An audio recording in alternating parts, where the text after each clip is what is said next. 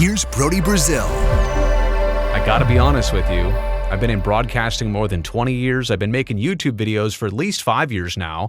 Never did I expect to be doing something on the Dartmouth College men's basketball team. But here we are. And this is important. It's also very interesting. Their basketball season just ended, but something they initiated may be going on for years and decades and generations beyond us. Their college basketball team at Dartmouth, they just voted to unionize. Now, that's not going to be instantly official. It doesn't just happen like that and everything's changed. There's a whole process to this, which I'll explain in a second. But first, a little background on Dartmouth because, well, I needed this and I'm imagining you do too. Dartmouth College is in Hanover, New Hampshire. They're one of 8 Ivy League schools. They are the smallest Ivy League school and at an enrollment of 6,700 students. Dartmouth was established in 1769.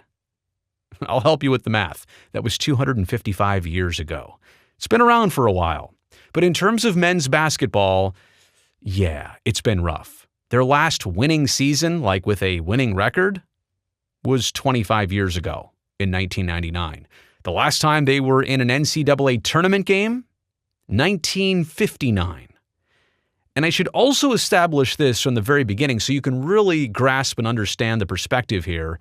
There are no scholarships for student athletes of Ivy League schools.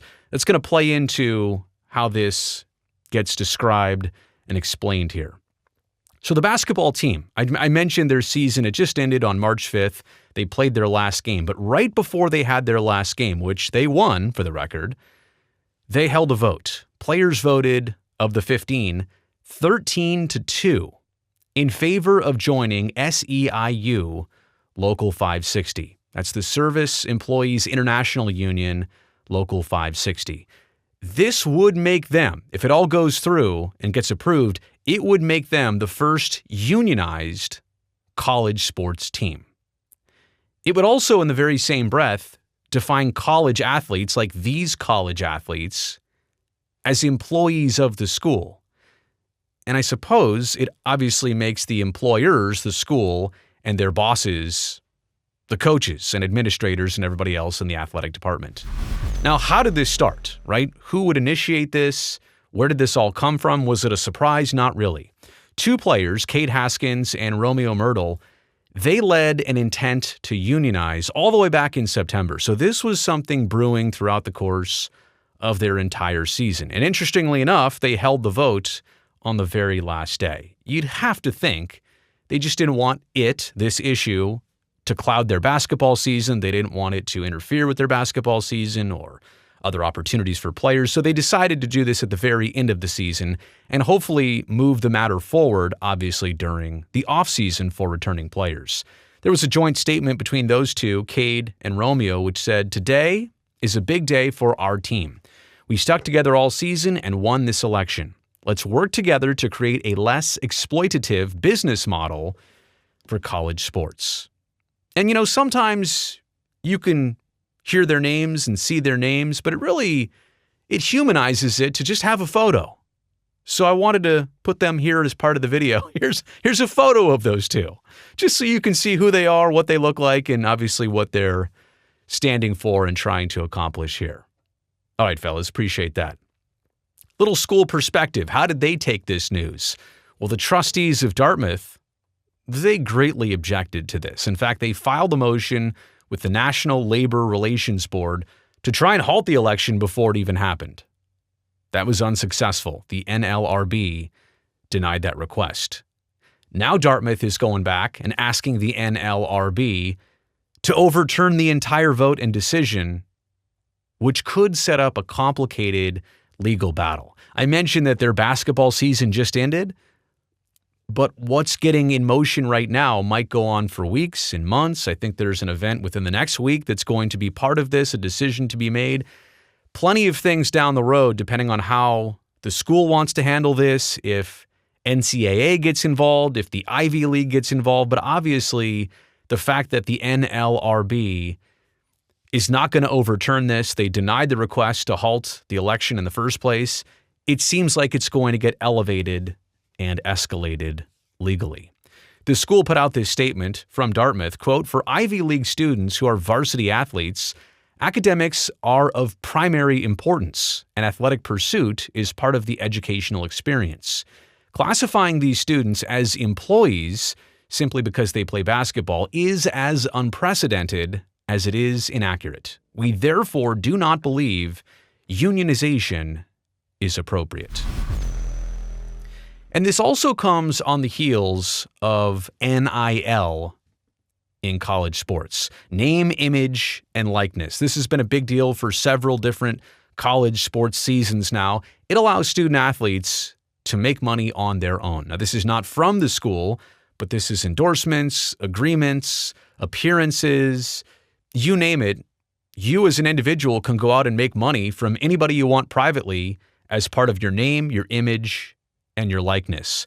And in the first year of this go-around, which I think was 2 school years ago now, less than 20% of D1 athletes had any kind of deal.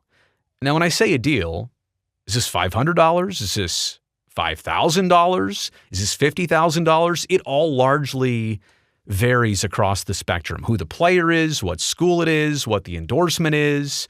But one thing we do know is that local type endorsements and deals, they greatly surpassed the national arrangements to be had. Not every college kid is teaming up with a big national powerhouse brand for 6 figures or greater.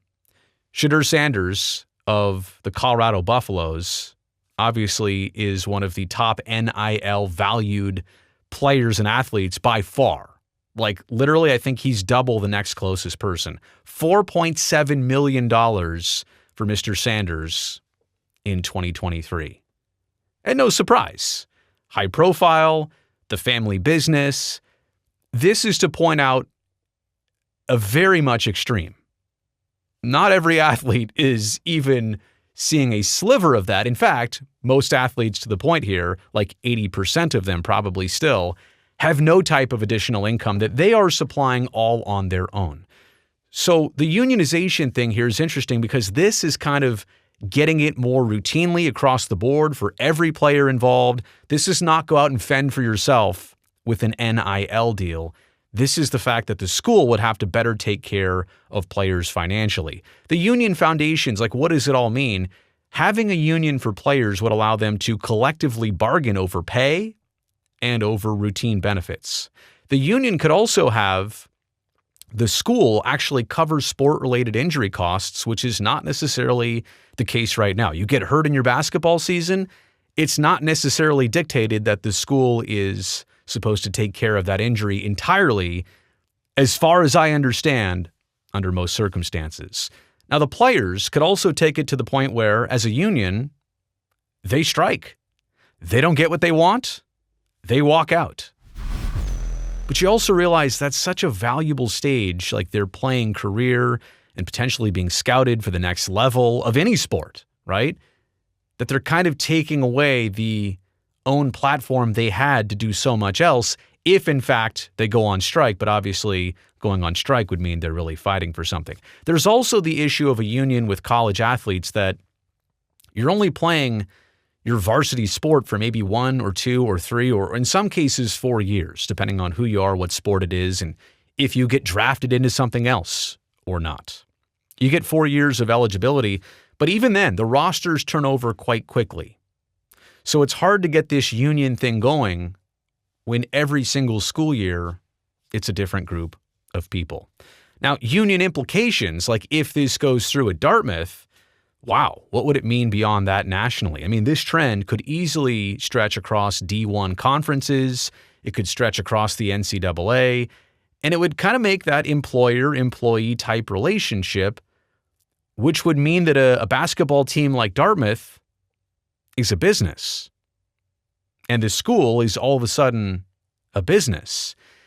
And then the school could end that business by just shutting down less profitable teams. Well, if they want to treat it like a business, the school might say, we'll treat it like a business. Our basketball team spends way more money than it actually makes. And look, that's honestly the case across college sports. Only the top teams from the top sports and the top schools make the most money. It's a lot of football. that supplies the funding and cost of everything else for every other sport. We got to be honest about that. So all of a sudden, the school kind of has that in their favor. If this really is a union type situation and we're the employer and you're the employee, we're downsizing. And things like that could easily happen. That's how schools could get out of this. My takeaways. Let me take a breath. Like, this is all so heavy. It's all so early on in this. We really don't know how this is going to shake out. I wanted to alert you to this because I think it's something worth paying attention to. The student-athlete definition has always been shaky. I mean, even look at the recent breakup of the Pac-12 and a lot of the West Coast schools now going into like the Atlantic Coast Conference, traveling across the country back and forth to play your regular season sports games. That's not in the benefit of student athletes. That's more like semi-professional athletes, with the keyword being professional athletes. That definition has always been a bit shaky. Are they more students? Are they more athletes? Does the athletic program make a ton of money off these students? How much do they actually give back? What benefits do the students even get? And the other thing is, I know the easy answer. Well, your scholarship is what pays you. The school does pay the athletes. It's their scholarship value. I mean, scholarship values are so inflated in the first place. The price of a college education is so inflated in the first place. Who's to say that 1 year at a prestigious private school or even a public school should be worth $20,000, $30,000, $45,000 a year? That's a ton of tuition. But they get to set their own price. And then they get to say that that price is the value they're giving to you to come play sports. Now, granted, athletes, high school athletes, have the choice of where they go. They can determine what's the best deal. Nobody's forcing them to say, hey, you need to play here for this school, for this team. But still, the fact that the school gets to set the value and then also set the expectation and make all the actual money off of what a player brings, I've never felt like that was entirely fair. Oh, also, scholarships, because I just mentioned it. I said it at the very beginning. Remember this, the Ivy League doesn't have scholarships for their athletes. So that's why the Ivy League students especially need some representation. They need to get something out of this. They right now pay to play. Yeah. Now, the NCAA and conferences and colleges and universities, I've always felt that they could do a better job of getting ahead of all this. Take care of your people, and you don't even need to pay them. But allow them to have things equally school to school. Give them a $5,000 stipend for living a little bit better, taking care of yourself a little bit better. You're not just a student. You're not supposed to be going through the hard days of top ramen every day. Like, you should be eating and living your life just a little bit better because of what you're doing for the school. You should get something back. It could be across the board, even if it were $5,000 per player per season. You do the math on the hours they spend, it's still not much, but at least it's something. And the NCAA has never really done a good job of getting ahead of that issue. Now they're kind of on the wrong side of this if, in fact, unionization happens. My last point is that what you're seeing here and now, it's been tried before. I think the football team at Northwestern like 10 years ago tried this unsuccessfully. The labor board did not represent them, but here in the case of Dartmouth, they are being represented by the labor board. But even this process, it might take months and years and well past the time that this current team and all its players graduate from Dartmouth. But it could be a legacy. This could be a game changer of how student athletes are treated and how that relationship goes. And this group voting, 13-2, could be the huge reason behind it. And this just happened, a couple days ago by the time you're watching this. So I thought that was interesting. I want to give you a heads up on that. Make sure you pay attention to it. It's definitely a story you should follow. You made it here to the end of the video. You know I appreciate that. Thumbs up down below. That'll greatly help me and this channel. And by the way, if you've never seen me or this channel before, that's actually awesome. I'm glad you found me. Glad you're here. But do me a favor. Make sure you hit that subscribe button down below before you go so I can definitely see you back here next time.